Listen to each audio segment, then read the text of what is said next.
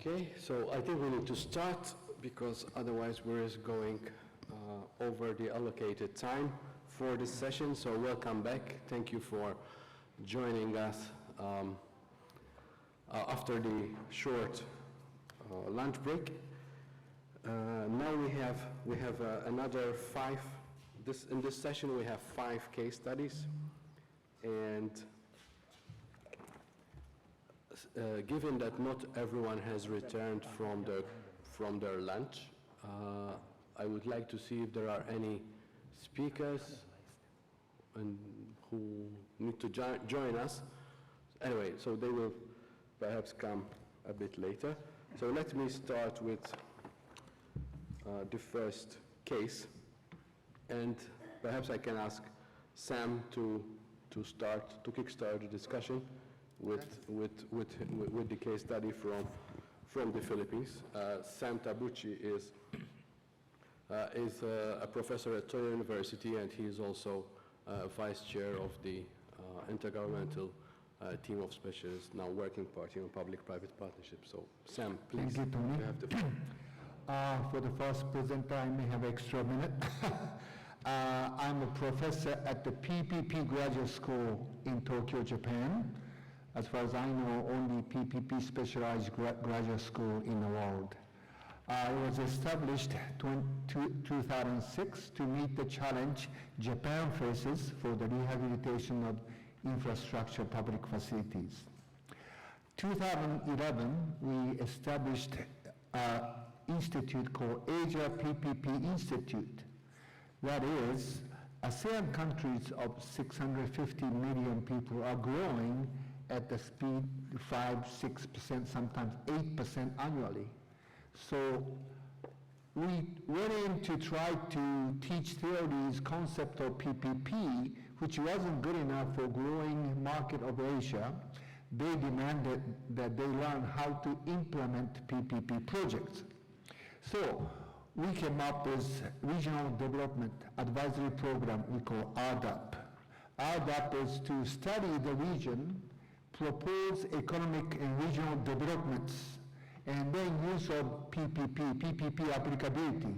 That's what we do, and we have done over 40 projects of those in Japan, so far 8 overseas, including the one Mr. Kato is going to explain a little bit later. PPP, Jeffrey said, Tony says, is a method to implement the project. Without regional development project, PPP is not needed. So, I come from regional economic development field of implementing projects for the region which has to compete against neighboring regions and other countries. So, when we established APPPI, we asked Dr. Mahathir of Malaysia, who was the Prime Minister of Malaysia, to become our chairman. He asked me, what is the goal of APPPI? Pedro, you may like to hear my answer. Asia is growing. Asia will be one of the major forces in the global economic order. Asia's role should compete with European American interest. At the same time, promote sustainability in doing so. I passed his test, and he is our chairman. Now, my introduction being this, I'd like to introduce Mr. Kato, who is a graduate of our graduate school.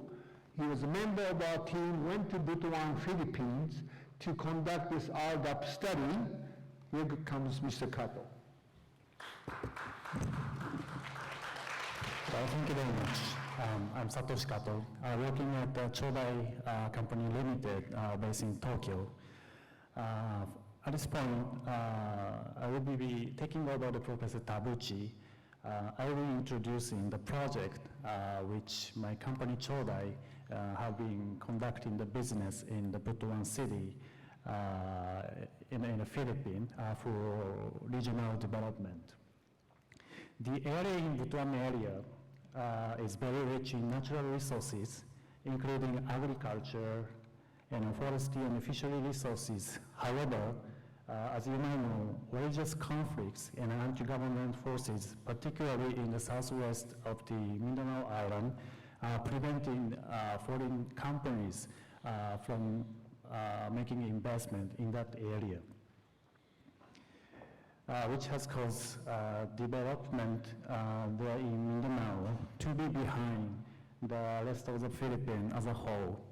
Oh, by the way, let me give my presentation along with the presentation material distributed to you. Well, in Mindanao, in Butuan area, agriculture, particularly rice farming, is a primary industry. Other industries such as forestry, plant, aquaculture, and construction have all risen to help support the economy of the region, but each of these has gone over time. Then the study carried out by Toyo University PPP school came up in 2011. With Manila and Cebu traditionally prioritized in terms of public investment, Mindanao has historically been left behind in terms of the economic development. Then to move forward, not just waiting for public investment coming in, this PPP study was conducted with the objective of exploring possibilities for new industrial development through using the PPPs. Well, actually, over 5 years have passed since the PPP study was conducted, and currently several projects, not single project, has been proceeding. Well, the slide on the third details a three-step process which we have been carrying out for regional development. Well, firstly, the development of a basic infrastructure. Secondly, seeking a steady supply of commodities, especially of agriculture. And then finally, development of an industrial park for the purpose of employment creation. Well, all these projects have connection with and also the contribution to the SDGs.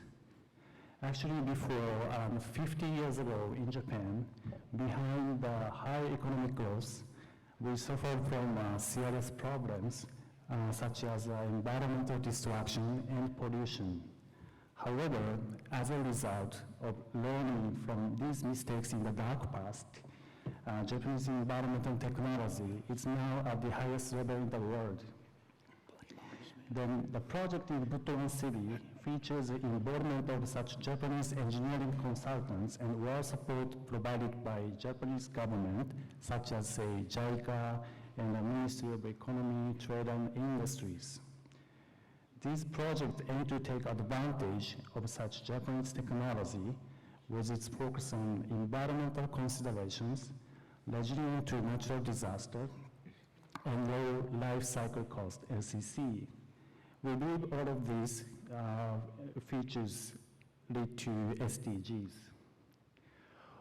Well, the budget of government are limited. This is why PPP projects can be useful and important for infrastructure development. Well, memorandum of understanding have been signed by Japan and the Philippines for these projects in each of three sectors, say public, private, and academic. With these primary players at the core, we are gradually increasing the number of players involved in the project from each network of the core players. Well, you might think that the participation from academic sector is an unusual approach. Well, for the purpose of economic development of that region, it is not enough to simply develop the hard infrastructure or public facilities. We target to create employment in the area through the project, so no local persons are expected to be hired and to make salary or to make money. However, for the sustainable growth in that region, not only employment creation, but also education of how to use that money they earn, they make through the jobs is important. Meaning, let's say, to save money in the future, to invest for the future, or to spend for education to their children for their futures. Actually, this is a role of academics, say, Toyo University and the local universities in that region. Well, from the local perspective of regional development, we believe each player of public, private, and academic participants play each role in this case. Well, looking at the page 6 or 7, the gentleman in the picture on the left is the mayor of the Butuan city. He used to be a former COO of Equiparco Construction Company, headquartered in Butuan City, and which is our local partner, working together for more than 5 years. Well, PPP is, say, something which should be proceeded jointly with someone else, whether in public sector or private, especially in overseas project. It must be critical whether reliable local partners can be found or not in terms of the success of that project. So we are lucky because we found such reliable local partners like him and like that company, which should be a key point in this project. Hi. All right. Thank you. I close in 30 seconds. We are working with Japanese agencies like JICA, Japan International Cooperation Agency, which found interest in our program. We are in contract JICA to promote PPP programs in Asia. We are working with other international organizations to promote PPP around the world. I saw Manchester University interested. If you are interested in working with us, we will be more than happy to share our experience. Toyo PPP, Asia PPP-I is promoting sustainable development in Asia, and Asia is keep on growing. Thank you very much.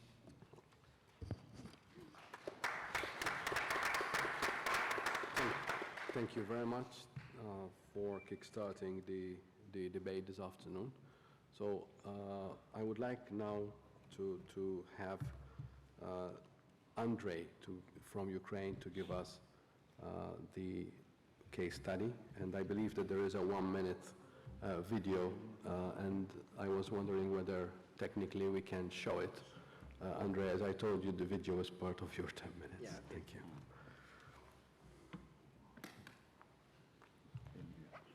Oh, so you start the video? Do we have the video, Claudio?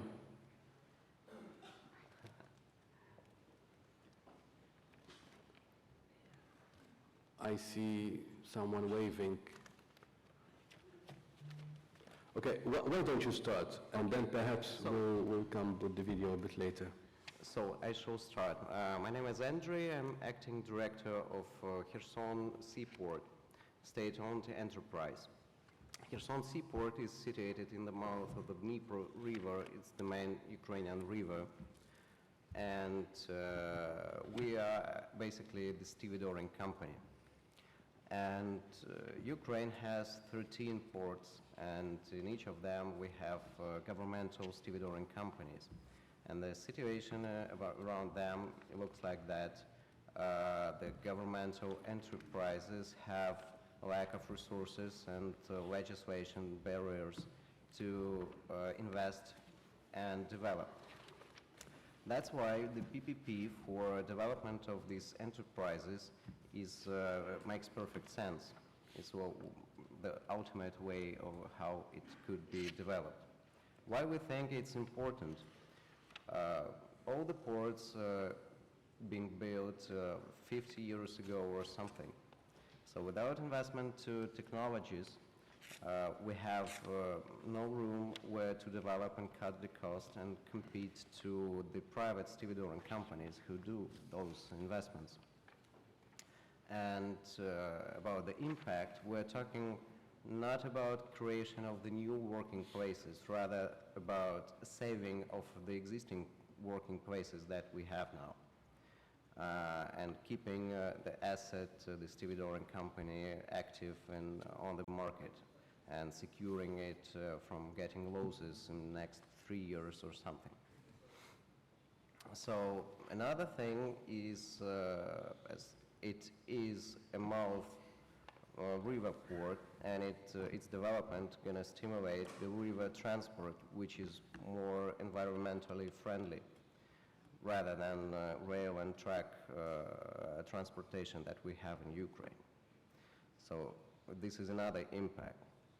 And another side of the story is that the project being financed by the World Bank and been currently at the stage of complete pre-feasibility study. It has been done by Royal Haskoning, financed by World Bank, the Global Infrastructure Facility Grant, and we're now moving towards financing the final feasibility study and having a concession contest something like next year. Why this is important? Because it makes an impact on the mentality and change of the thinking. Currently, we have no clean legislation basis for PPP and no success stories for it to attract investment. So in case comes an investor with $100 million and wants to invest into governmental property as PPP, we have no scheme what to do with it, because the existing legislation schemes do not presume investing or rebuilding or changing something completely. And the Ministry of Infrastructure has 4 pilot projects. One of them is Kherson Seaport concession. By this pilot, we want to show that it's feasible for both government and private investor. We want to show that it's achievable because we have no success stories for concession. For energy, we have some success stories, but not in the ports industry. And many politicians and private investors, they do not believe that it's workable.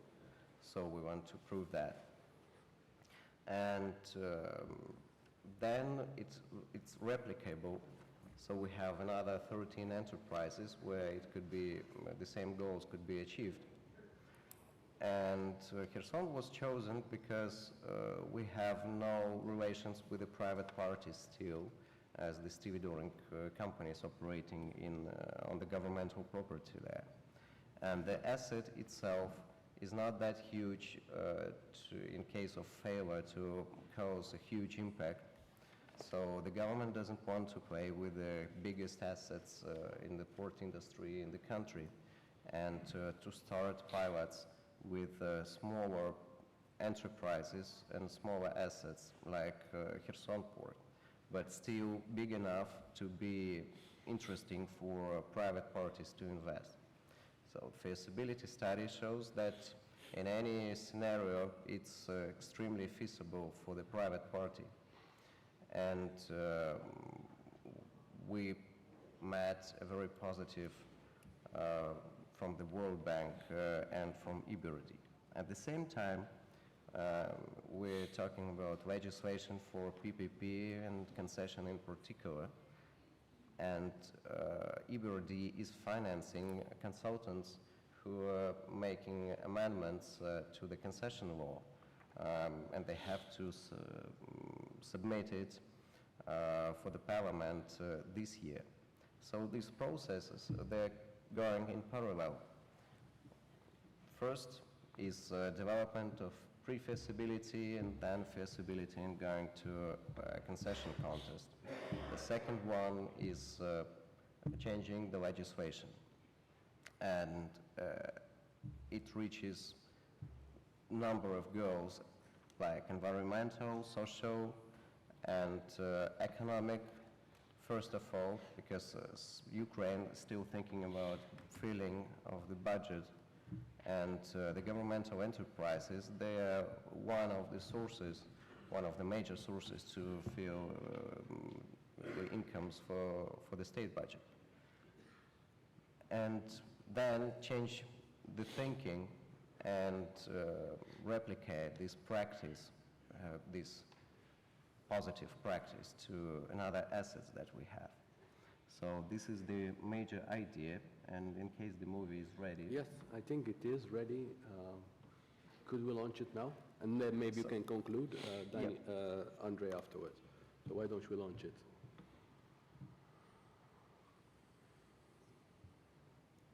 Yeah.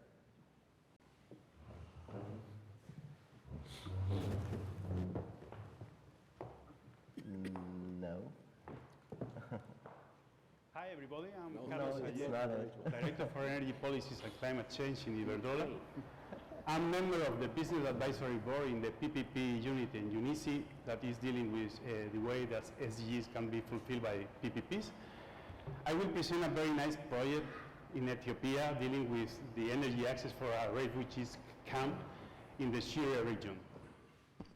Yeah. The access of energy is not only dealing with giving access to electricity. As you can see, there's no for those Ukraine. lacks of this energy.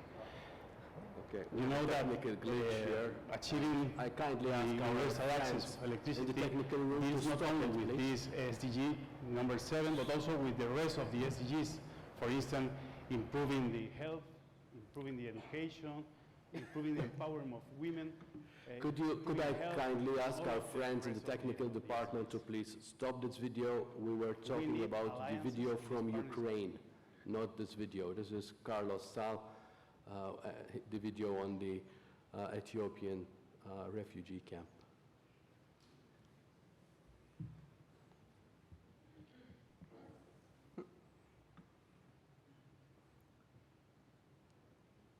Okay. Do we have it, Claudio?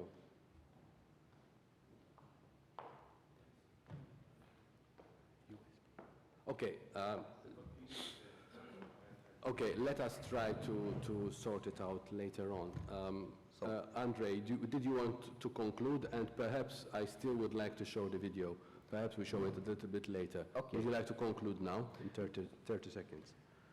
Well, the conclusion is that those projects are extremely important, and extremely important the international support that we have from international organizations like Business Advisory Board from UN and Economic Commission for Europe, the support that we get from the World Bank and EBRD. And why I insist this is important? Because the umbrella of these international organizations on every step of the project gives the required level of transparency to show to the world and to international investors that transparent and feasible for both government and private party PPP is possible for Ukraine. Thank you very much, Andre, for that presentation. And now I wanted to move on to the United States, David Dodd, who is giving us a case study on the aftermath of Hurricane Katrina. So, Thank you, Tony. David. Louisiana, where I'm from, is a unique state. It is a basin for the rest of the nation. Because of that, it is subject to flooding on a regular basis. However, the floods that occurred in Louisiana in 2016 were unprecedented. 84% of the land mass of that state was inundated with between 2 and 8 feet of water. The losses were horrific. Over 200,000 homes were destroyed. So we were looking for solutions and we learned of a pilot project that had been undertaken in the Rio Grande Valley of Texas, bordering Mexico, a city called Brownsville, that was flooded by a hurricane or cyclone or typhoon in 2013. It caused widespread damage, particularly in low-income and disadvantaged areas, and a group of concerned city leaders and nonprofit private organizations came together to develop a new approach. And it was based on a convertible model that starts as a temporary shelter and then can be converted into a permanent, high-quality, affordable home. This model was chosen because the United States federal government's policy is not to fund permanent home construction after disaster. The unit that is initially located is not considered a permanent home, so therefore the federal government can provide funding for that unit. From that start, affected families and individuals may choose to provide additions to that core unit, and it's designed to be able to be added onto in order to convert it into a permanent home.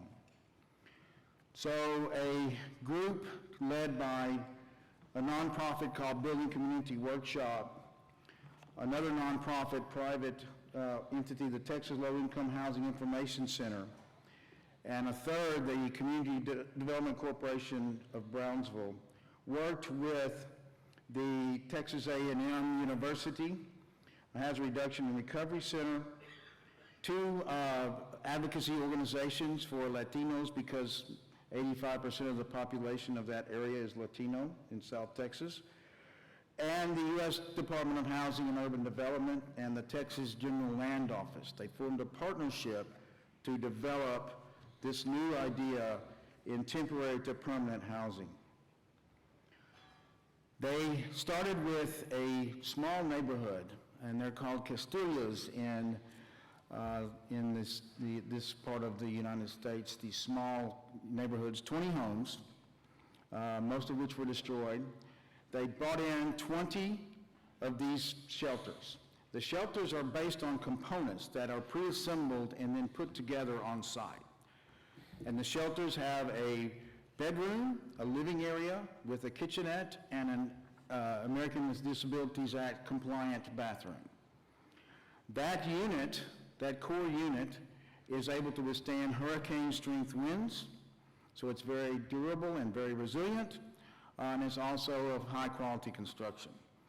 From there, families may choose to work with a case manager. In the case of the pilot project, those were called navigators. They were members of the community themselves who would help guide the families through the process of converting this temporary unit into a permanent home. Looking at this, the project was very successful in South Texas. All 20 of those temporary units were converted into permanent homes, and the neighborhood took on a new breath of life after being devastated by flooding.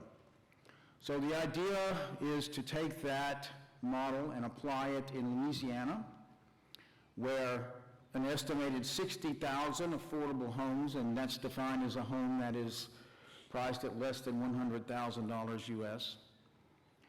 On top of that, before the floods, due to, and I'm sure most of you have heard of Hurricane Katrina, due to Hurricane Katrina and other storms that affected the state had already lost in the 10 years prior to the floods an estimated 250,000 affordable homes.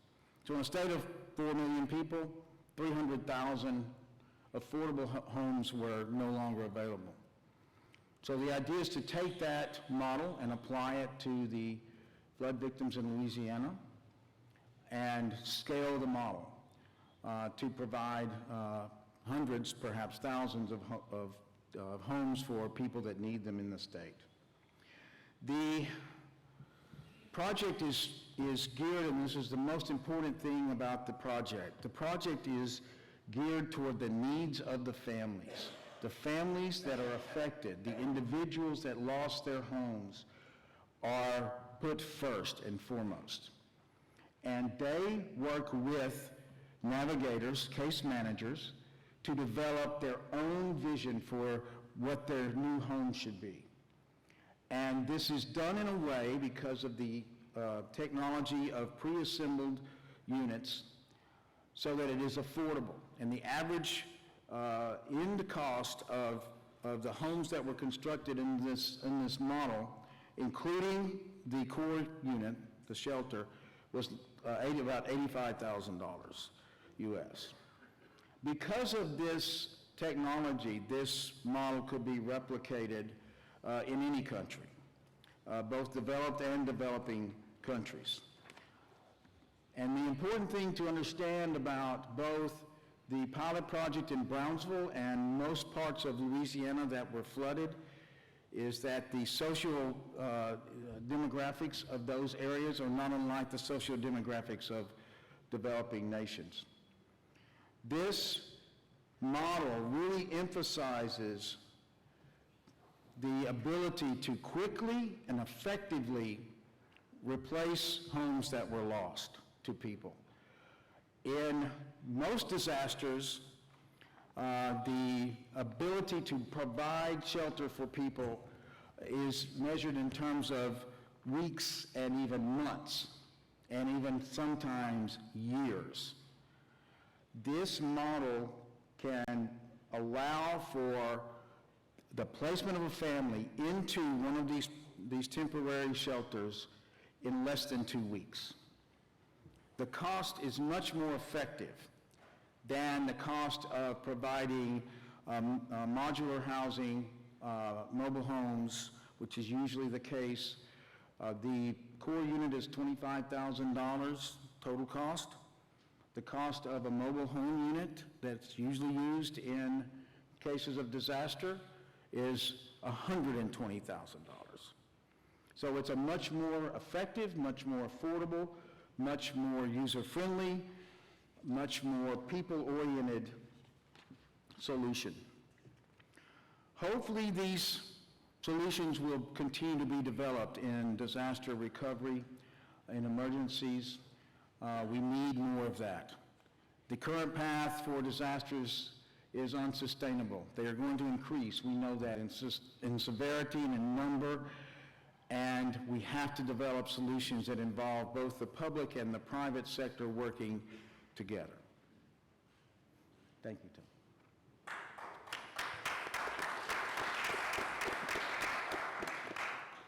Thank you very much, David, for that presentation. Before I move on to the video that we have from Carlos Sal to give us the case study in Ethiopia of the refugee camp, which of course could be anywhere, sadly, in the world. We are seeing that refugee camps, instead of having less of them, we are having more of them. I would like first to ask Peng Lin to give us his presentation on Metro Shenzhen, and then we move to the last case study. So, yeah.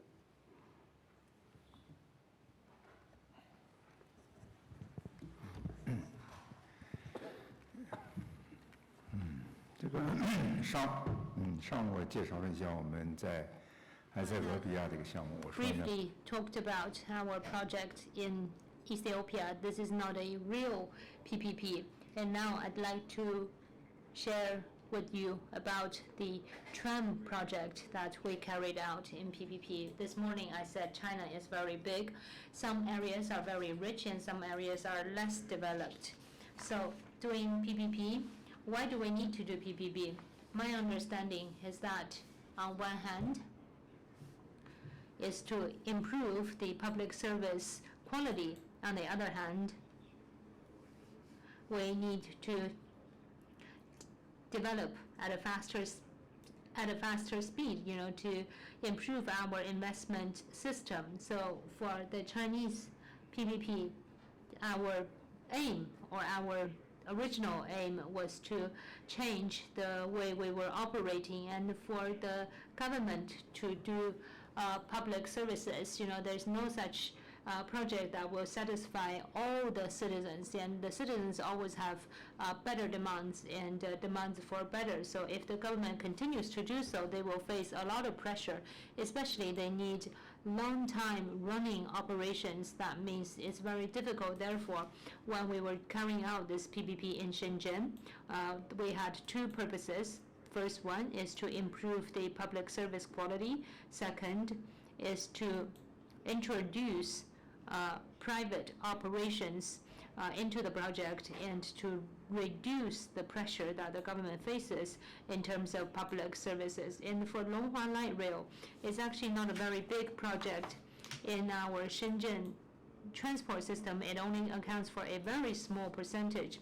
Therefore, we chose a very small project to do our PPP as a pilot. Prior to this, we have worked with Hong Kong Metro for the Line 4 in Shenzhen on the BOT model, and we had some practical experience. We had also worked with the governments to discuss and have in-depth discussions. We have also had contractors that we worked with. So we had an aim, in the beginning, we want to have people first, public-private partnership. If we don't have, such basis or prior experience, we would not dare to carry out this very in-depth pilot. So what did we do? First, we invited consultancy units to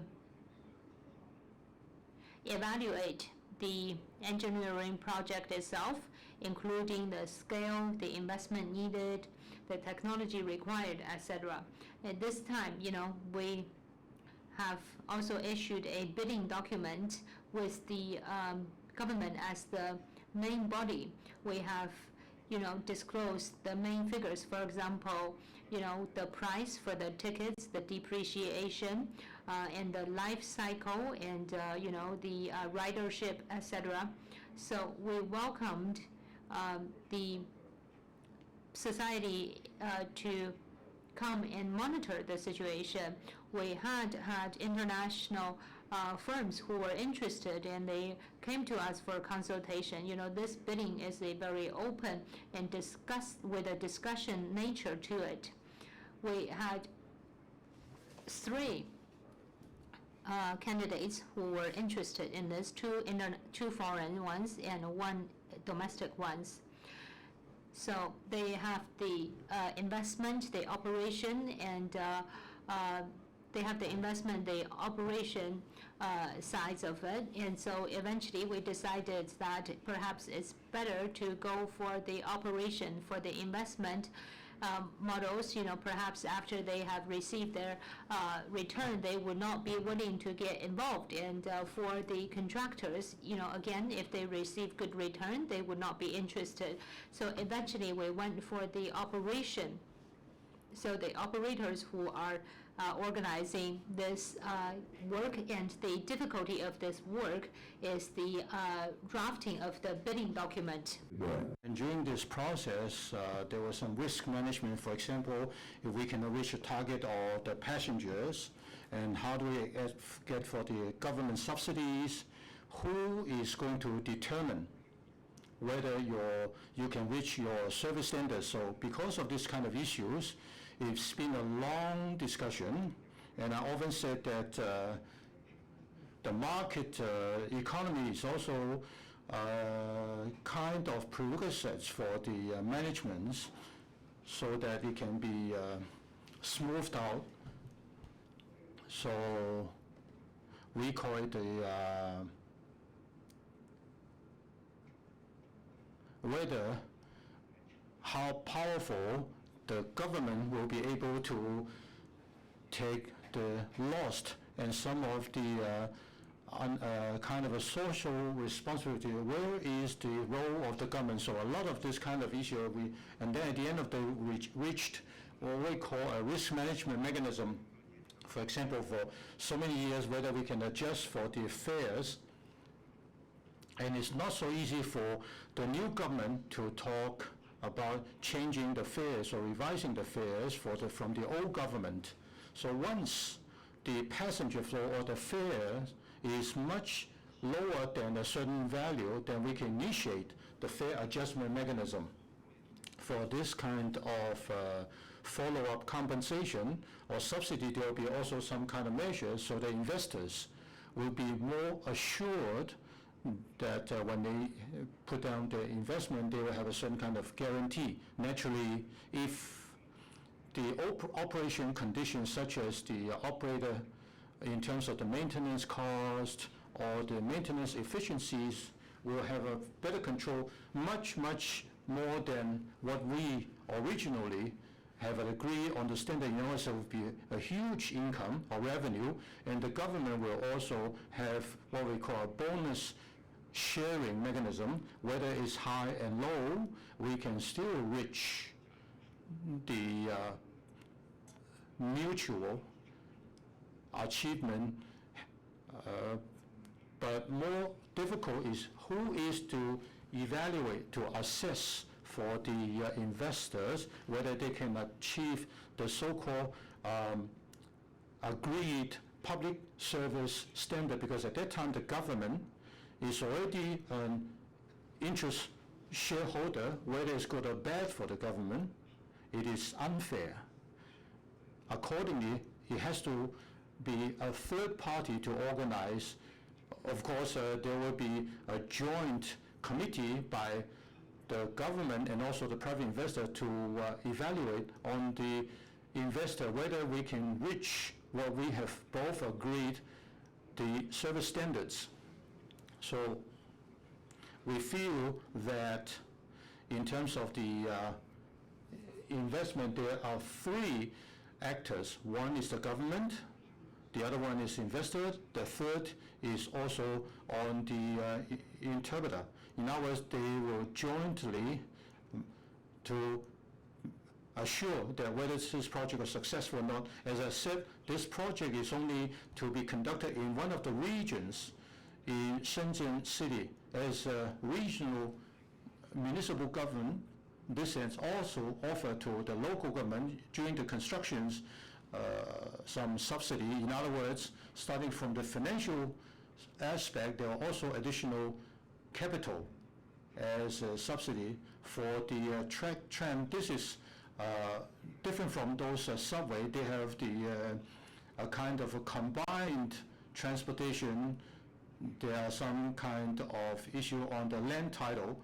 There is going to be a lot of connections or with the social cost. This is not one single investor that can bear the responsibility. So that's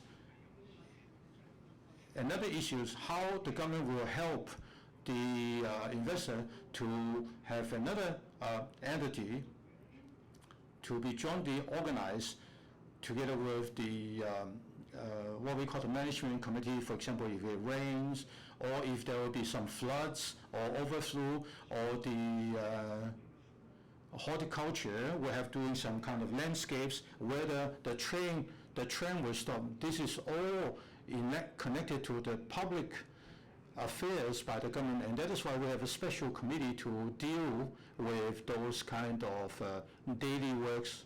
After the tender is completed and the tender is awarded, there will be also the licensed, monopolized operation, and then what follows is also on the assessment. Now this project has already started under the commissioning, and if you can also visit that tram. Other than that, now that the tram for this more than 10 kilometers at the same time, and there will be also some road constructions, pedestrian walk, also the horticultural landscapes, and also the remapping of the sewage pipes, including the relocations of the bus stops and also the bicycle lanes. This will be all assigned by the private constructor to be completed in one go. Another one from the government is that having the stations to be for the open tender, and this capital will assure for the investor to have additional cash flow, because they are a little bit concerned whether the government has enough budget, because this is very similar. Actually, this is difficult to the subway because they have also a lot of revenues from the commercial, from the advertisements on the cars, because they are running on the roads, and that is why we visited Hong Kong on the very, very old tram in Hong Kong Island.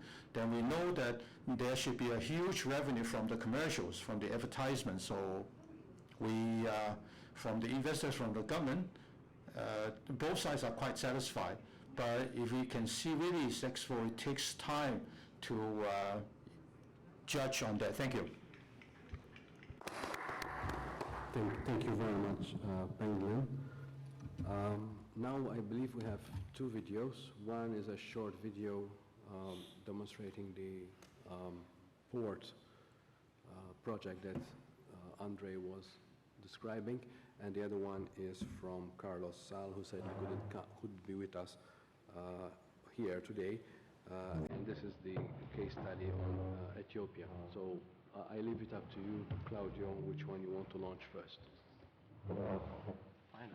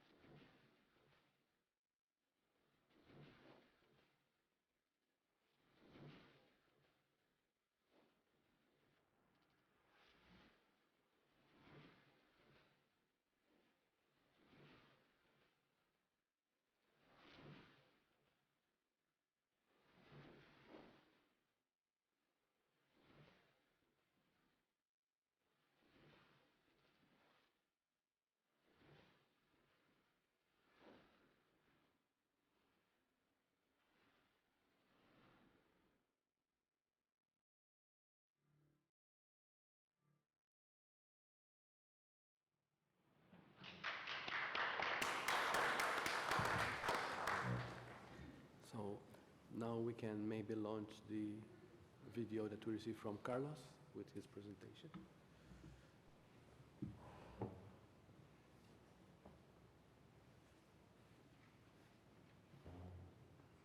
Hi everybody, I'm Carlos Ayer, Director for Energy Policies and Climate Change in Iberdrola. I'm member of the Business Advisory Board in the PPP unit in UNECE that is dealing with the way that SDGs can be fulfilled by PPPs. I will present a very nice project in Ethiopia dealing with the energy access for a refugees camp in the Syria region. The access of energy is not only a thing of dealing with giving access to electricity for those that lack of this energy. You know that achieving the universal access of electricity deals not only with this SDG number 7, but also with the rest of the SDGs. For instance, improving the health, improving the education, improving the empowerment of women, improving health, and all of the rest of the SDGs. We need alliances, and this partnership is an example of that. This alliance is bringing together different actors from private companies, the United Nations Agency for Refugees, the Spanish Public Administration, NGOs, universities, in order to improve living conditions, safety and security of refugees in the camp of Shire. Alianza Chile is a platform of innovation to provide access to energy in refugee camps, and is the first Spanish partnership working in humanitarian action.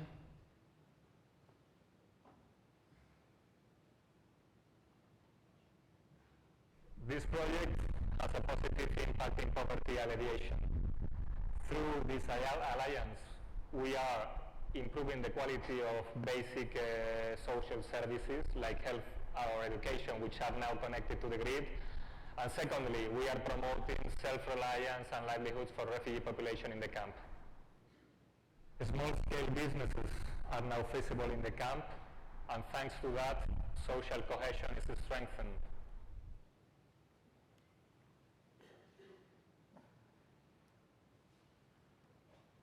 Gender equity is a priority for the Spanish cooperation.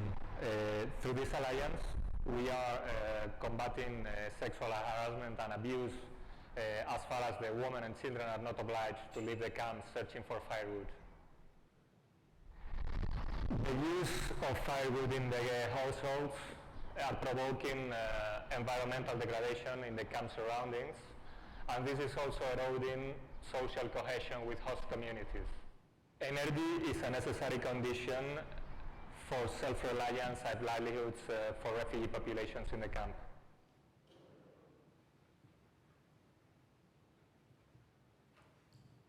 The most vulnerable people for the climate change are poor people, and in the refugees camps are the most vulnerable people in the world. So fighting against climate change helps these people to increase their livelihood.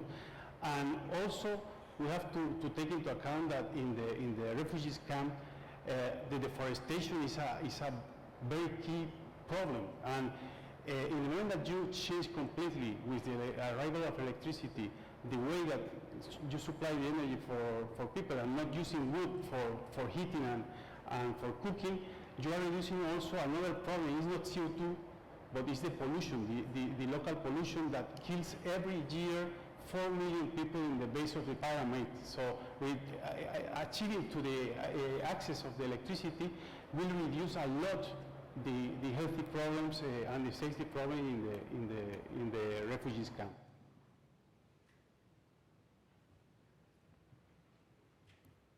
Of course, we have learned a lot in this pilot project. We are thinking in second phases, third phases, in order to replicate this model in other refugees camps. But in the meantime, we have learned a lot of how to improve the skills of people that is working there, our skills, making training education for people there.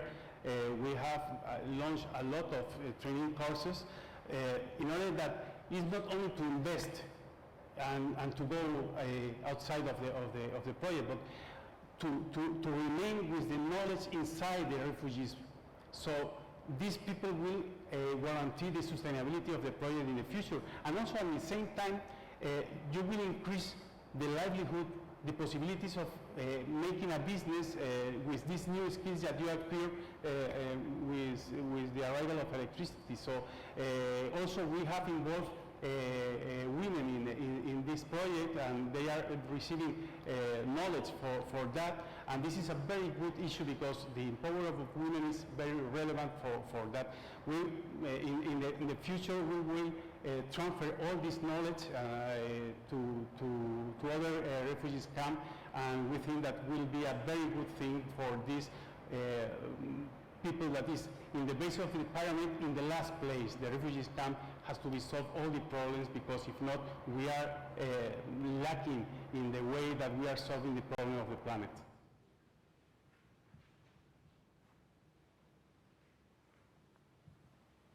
As we all know, we are facing global talent, complex problems, or as many experts said, wicked problems that requires new approach in order to solve them.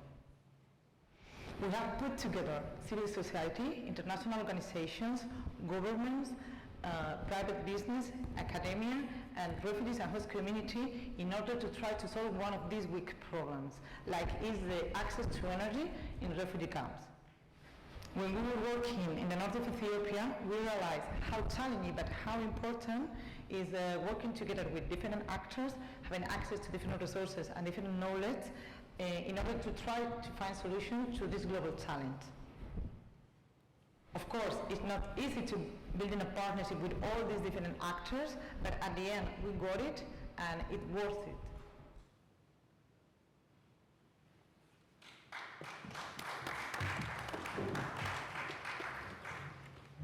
I promised myself not to comment on projects, but I can't not make a comment on this magnificent example of cooperation.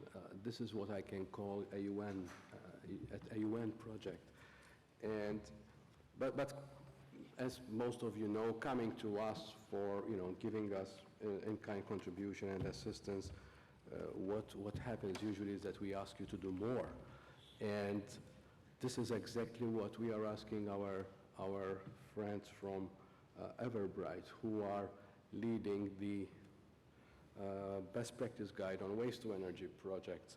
So a concrete question that we ask to them is, how can we envisage a waste to energy plant, a mobile plant in a refugee camp? Meaning that aside from providing electricity to a refugee camp, you are also taking care of the problem with waste, with garbage. So this is the challenge that we have launched, and I'm sure that our friends from Everbright will be able to find a solution to that. So now I think we have heard 5 examples of people first PPPs, and I wanted now to have the discussant to give us his comments, perhaps, yeah, even if he thinks that these criteria have been, have been achieved. And I would like to ask Raymond Sanner to give us his comments before then asking James to give us a wrap-up from the BAB.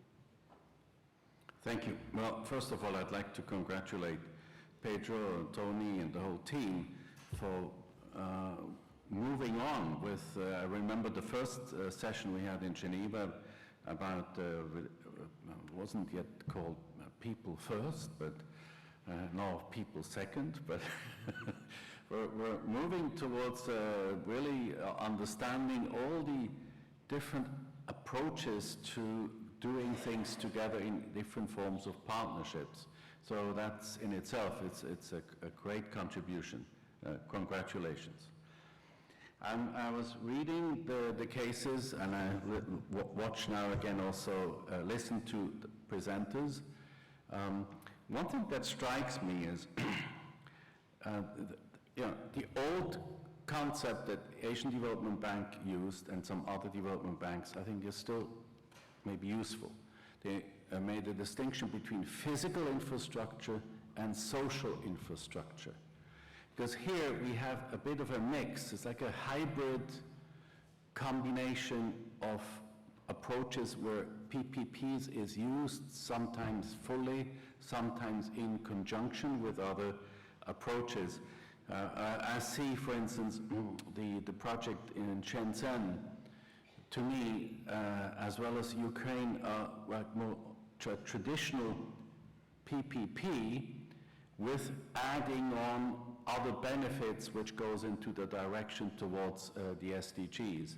But the core of it is a good, and nothing wrong with a good PPP, right? Well, we have the Louisiana project and Ethiopia, which clearly are more, has a social emphasis, and different actors come together to try to provide help for people being in difficult situations. But there, it's not necessarily meant neither BOT nor any return on investment. It's almost a conscious decision at the beginning to use funds from development aid or from corporate social responsibility to help make these projects possible, which are in the social sphere. But then there is also a combination of it that is quite unique. And in Louisiana, what I heard and what I read about the case, at the end, there is house ownership as an outcome, starting with a social objective, provide support for people suffering from disaster or the consequences of disaster, but at the end helping them to acquire or to become house owners. In the Philippines, I also saw a very interesting hybrid where you have community development and at the same time use of JICA, using of different funds, and at the same time there are commercial interests. You mention it, in terms of the exporting of agricultural products, with, I guess, mostly towards Japan.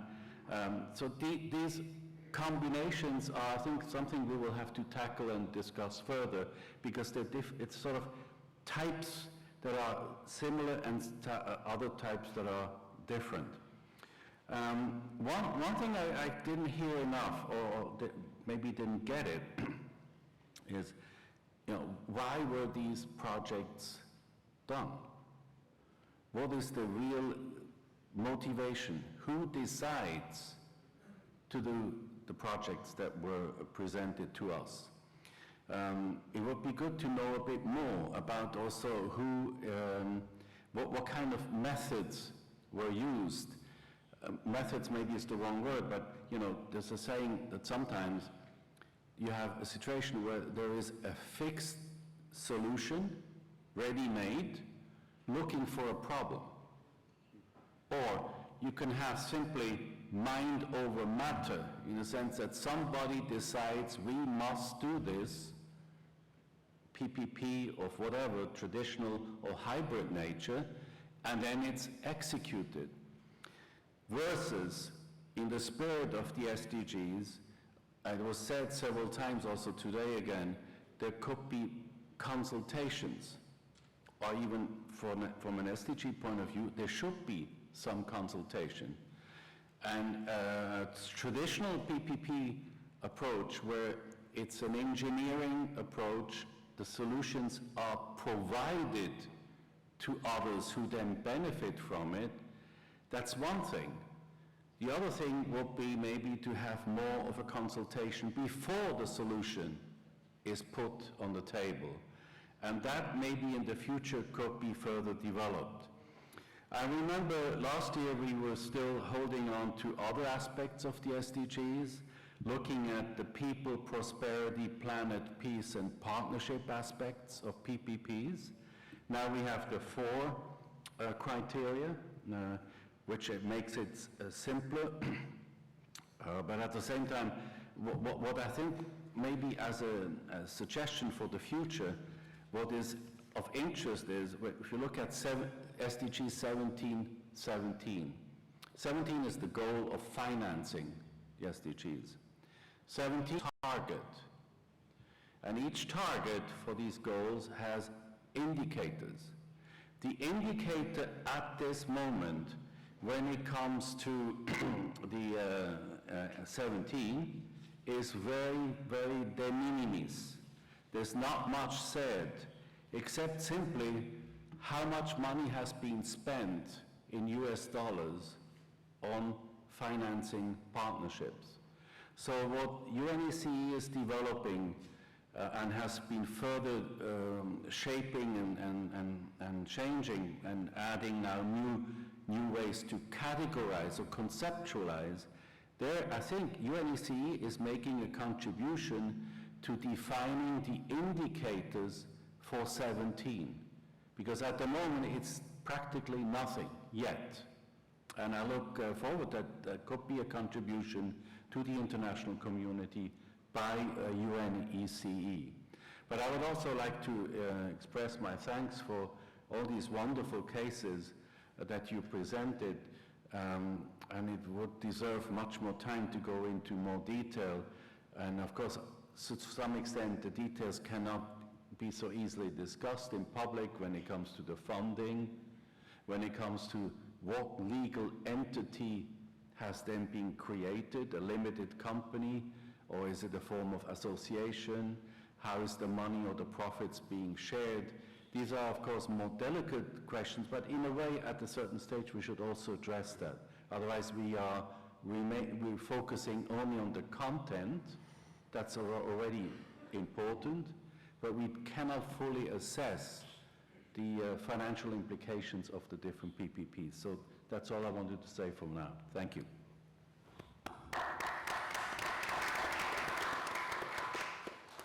Thank you, Raymond. That was really impressive what you have just also suggested, that perhaps our joint effort could perhaps even contribute a little bit more than we have been thinking so far in terms of the SDGs.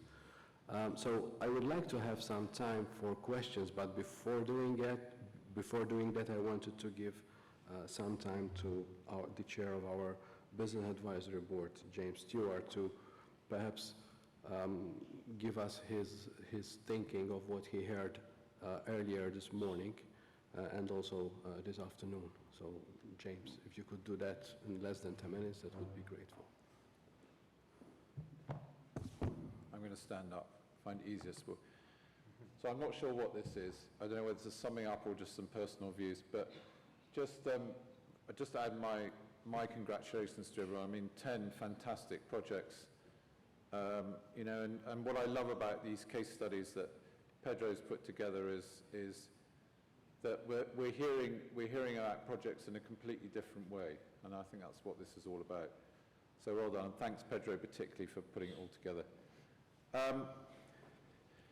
Yesterday I was asked a question about what the UN's perspective was on OBOR, and I said it was about different, you know, promoting different types of projects.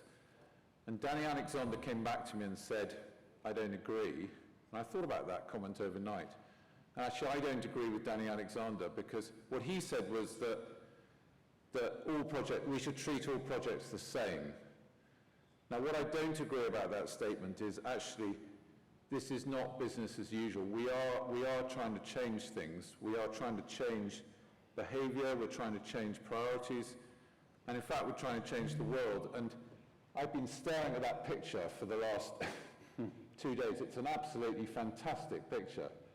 But you know, you look at that little girl, and what we're about is changing the lives of people like her. And that, to me, is what the SDGs are about. That's what People First PPPs are about.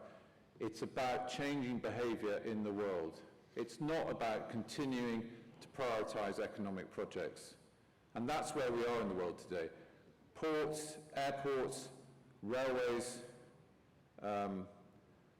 you know, things that have an immediate economic gain are what we are prioritizing.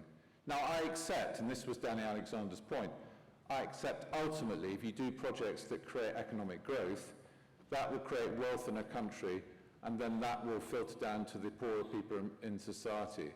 So I accept all that, but that is a long-term game. And I think what the SDGs are about is a shorter-term game. It's about accelerating projects and activity that is going to have a direct benefit to people in the short term. So to me, People First projects are about, first and foremost, projects where the primary objective is to improve the plight of people.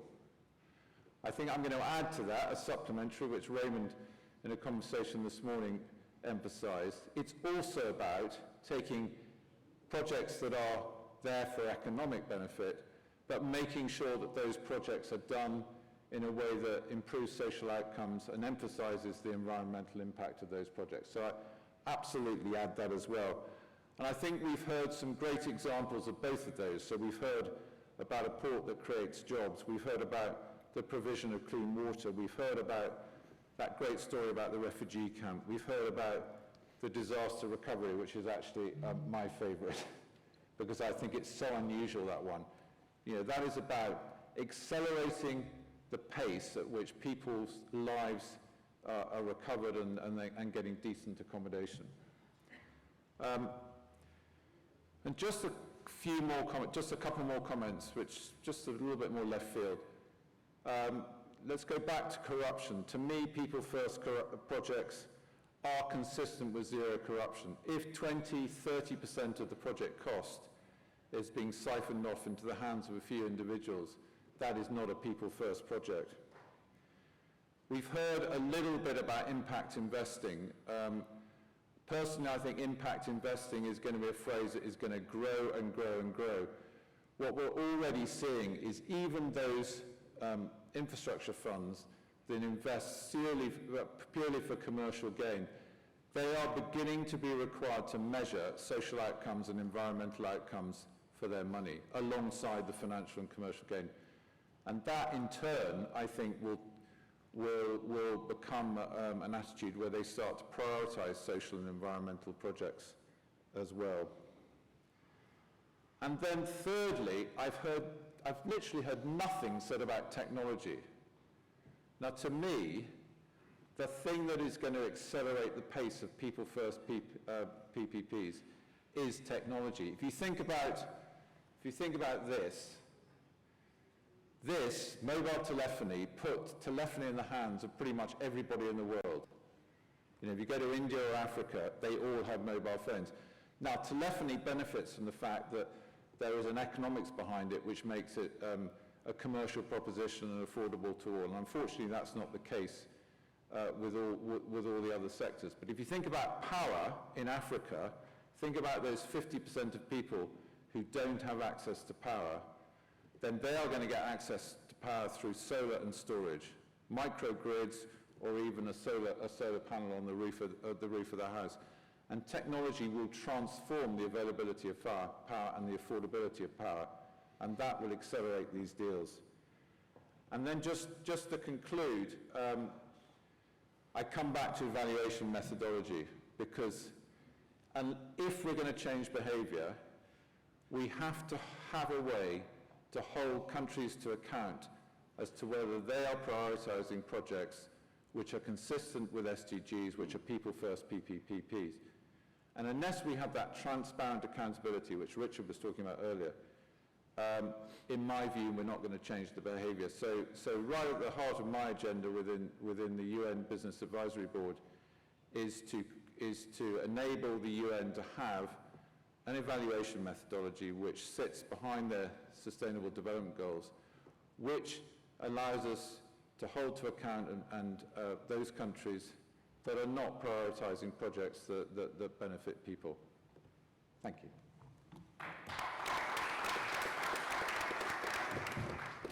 Thank you, James, for those very inspiring comments. Before I conclude, I think we have 5 minutes, and I would like to open the floor to the audience for perhaps 2 questions, 1 or 2 questions. Okay, I see, yes. I'm taking 2 questions, and then perhaps we'll give it to the panelists.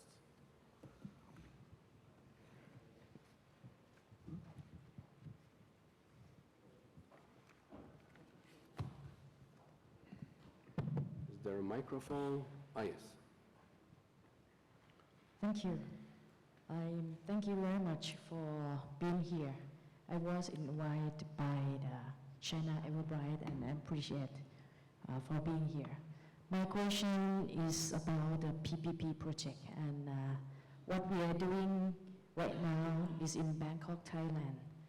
And especially the project is concerned with the waste to energy. And answer to the question, we have an initiative, the project that can help the municipal to clear up cleanliness about the dumping area. We have a problem in the landfill, and what we're doing now is to helping them cleaning up the landfill and making the waste to become the energy for the area. My question is concerning with how can we get involved with the PPP project with the UNECE. And this is my opportunity to be here.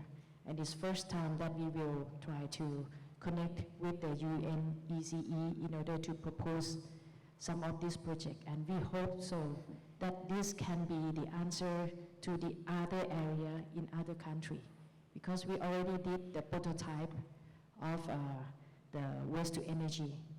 The project is a small size, just fit into the community area. And we do have some small short version of the video. And if any kind of, this kind of video can fit into any schedule of UNECE, we would like to open this video presentation in any way that is available. Thank you. Thank you. Thank you very much for your question. I believe that in about 5 minutes, when we are breaking in parallel session in this very room, there is going to be a session on waste to energy. So perhaps that would be the perfect platform for you to discuss this further. But in terms of connecting with us, I can, after the session today, introduce myself, and perhaps we can exchange cards, and then we'll take it from there. But we are very much looking forward to receiving the case studies that you might have. Thank you. Thank you, everyone. I will take another question. I believe the gentleman already has a microphone. Hello. So thank you very much for the opportunity to share with you. My name is Ewan Low from Mott MacDonald in Singapore. I really commend the idea of people first, especially because people, our communities, are the ones who are paying for the services ultimately. They're either paying through user charges or taxes. So people first is fundamentally about recognizing where the revenue comes from, which is what creates bankable PPP projects. I want to pick up from what James said about smartphones. So people first is actually about smart consumers. And James was referring to really one of the most successful smart products. In terms of responding, we've learned a lot of key, wonderful ideas today, a lot of lessons learned. I'd like to put to James, how can we learn from these lessons and overcome the challenge of bringing bankable projects to market? The biggest challenge we have in the market just now is a lack of resource and effort in preparing projects. James, can you share some thoughts on that?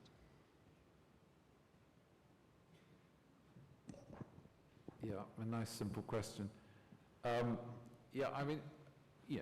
It's fundamentally all about the funding. I mean, we've played with that word over the last 2 days, but this is about strong cash flows. Now, some projects will enjoy strong consumer cash flows, and that's why if you go into the developing world, you see a lot of power projects and you see a lot of telecoms projects, you see ports projects, airports projects. Some projects don't benefit from that. So at the other end of the spectrum, you have hospitals or schools or a lot of housing. And in those cases, the obligation is on the governments, external agencies, might be multilaterals who can provide grants. And another thing that we haven't talked about at all is the connection between infrastructure projects and aid or development agencies. And if you look at things like people like USAID or EuropeAid, which pretty much no one's heard of outside those particular worlds, they are putting enormous amounts of money into infrastructure, yet infrastructure people are not really connected with them. But going back to your bankable point, I think in the same way that telecoms has become a retail financing sector, I think power is going to go down that route in many parts of the world. Going back to my point about solar and storage, that will become a retail product and it will become a retail financing product. So I think the financing of these projects or this new infrastructure and this new smart infrastructure that's going to go in, the nature of that financing is going to have to change from large lumpy project financing. Thank you. I think we are smack on time to end it here. So I wanted, before ending it, I wanted to thank our panelists, our presenters. Thank you very much. I wanted also to thank Raymond Sanner, who acted so magnificently as a discussant. I also want to thank James for his wrapping up. But most of all, I wanted to thank Pedro Neves, who has been, so magnificently in touch with some of you, perhaps most of you, in the last 2 months. and I would like to publicly apologize to him for being so strict with him with deadlines and with impossible timelines. So I wanted to give him a round of applause for all of that. So now we are going to break into three sessions, three parallel sessions. So in this room, there's going to be a session on waste to energy. In room B, which is one floor up, there's going to be a session on capacity building, training and capacity building. And in room C, also on one floor up, there's going to be a session on smart cities. As you know, we had web streaming throughout the last day and a half, almost 2 days now. And I wanted especially to thank not only the technicians for their magnificent job, but I also wanted to thank City University for providing this magnificent service. I know that there are quite a few thousand following us on the web. And this is the first time that a UNECE PPP conference is being web streamed. So I would like to hear sincere